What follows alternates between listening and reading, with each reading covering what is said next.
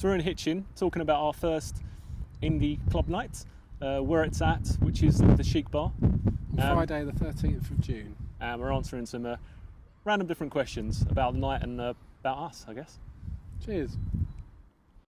What is Where It's At and where does the name come from? So basically where it's at was probably one of the first clubs we met at in our youth. In London. Just off Oxford Street. Yeah. It was in a club called Le Scandal, and the night was called Where It's At. It's kind of where we first heard the music of the Smiths and Beta Band and Stone Roses and classics like that. R.E.M. And that's kind of where we saw this being important to kind of look back and kind of grab some of that past and go with that. Let's rub it. Why Hitchin and why now for this indie night? Well, Hitchin's quite a diverse town with some really cool, creative, fun people. I'm a resident of Hitchin, so it's handy for me.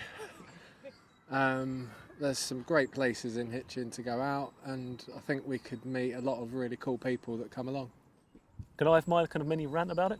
Go for it. It doesn't have to be a rant, but basically it always feels like you have to go into London to go to an indie night. There's only a couple of indie nights outside of London around this kind of Hertfordshire area, and we feel there's space for kind of one more, and that saves you going on a long night, long expensive train into London and a long painful night bus out. Oh, the night buses were awful.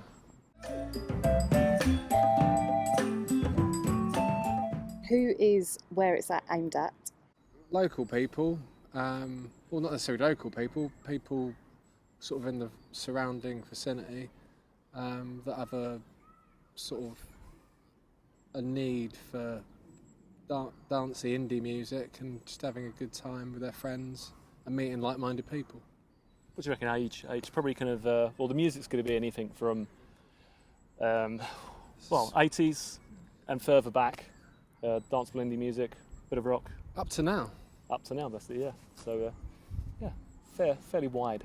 Anything from the Kinks to MGMT. There we go.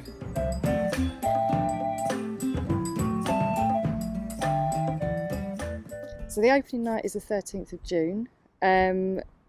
What can we expect to see on the first Where It's At night? There'll probably be lollipops on the bar. You get a free badge if you're lucky. It's the Dandy Club. You'll meet some lovely people because it'll just be good fun. Some quirky people, I've no doubt in that. And you'll just be able to dance like you're in your own living room. And that's what we want. We want people just to express themselves. It's free entry and you're chosen with donations to the chosen charity. Who is your chosen charity for this night and why have you chosen them? Well, our aim is to have a different charity every month. For the first one, as it's the relaunch of Rhythms of the World, the first charity night is going to be a collection or a donation to Rhythms of the World. We'd like to support our local communities, so we'll be aiming to focus on other charities within the local area to give back, and it helps everyone support everyone else then. Very nice.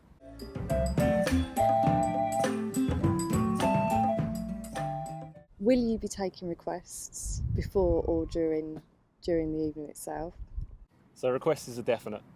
I think the night is made from the people that come along and dance the music they want to dance. We can play our own favourite music all night long, and I'm sure most people will love it. And that's the idea. Hopefully we've got similar taste, but people will have those kind of like quirky little suede B-sides that they're just desperate to play, that we probably won't play.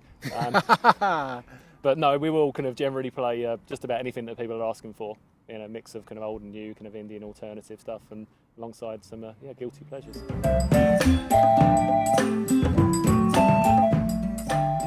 Mentions guilty pleasures on the flyer. What do you mean by guilty pleasures? And what are your guilty pleasures? Well, my understanding of the term guilty pleasure is a song that you probably shouldn't like, but you do. But I tend to like all my guilty pleasures quite a lot.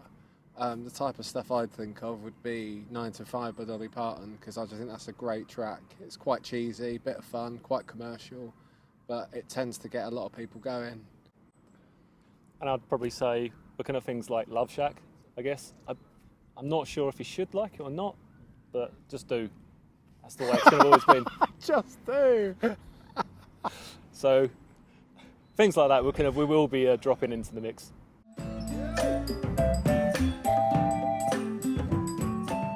How does one dance to indie/alternative music? I think it's freestyle. Yep. I think everyone's got their own set move. Yep. And cutting shapes, obviously. Yeah. So there's. I think you can get away with just about anything, can't you? You can, yeah. Some people do the robot. If you feel like it, you can robot to the toilet and look good if you do it properly. There's a bit kind of laddish jump up and down kind of thing that kind of tends to go on. Yeah, you can even do the dad step, which is 1 foot in, 1 foot out, if you like. That's your speciality, really, isn't it? I have been known to throw a good dad step.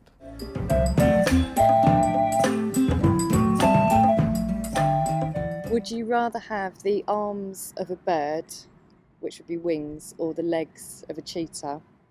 I'd probably go the legs of a cheetah, so I can finally wear skinny fit jeans. And I'd be pretty quick as well, so I could probably enter the Olympics. If we've got the ability to fly, I think the arms of the bird would be useful, because I've always wanted to be just a little bit taller, so I can temporarily be a little bit taller if I've got some short stubby wings, just to see stuff. I think either's a winner, really. I mean, I don't mean the person either, because you're going to get somewhere quickly, be it having wings for arms or having cheetah's legs. But the downside is you're going to look quite peculiar. And what's your favourite pasta dish? I'm going to be boring and say spaghetti bolognese. I just think there's something beautiful about it, and when you sort of combine that with some moist garlic bread, I think it makes the evening sort of fulfilled. Yeah, I do like a carbonara. Yeah.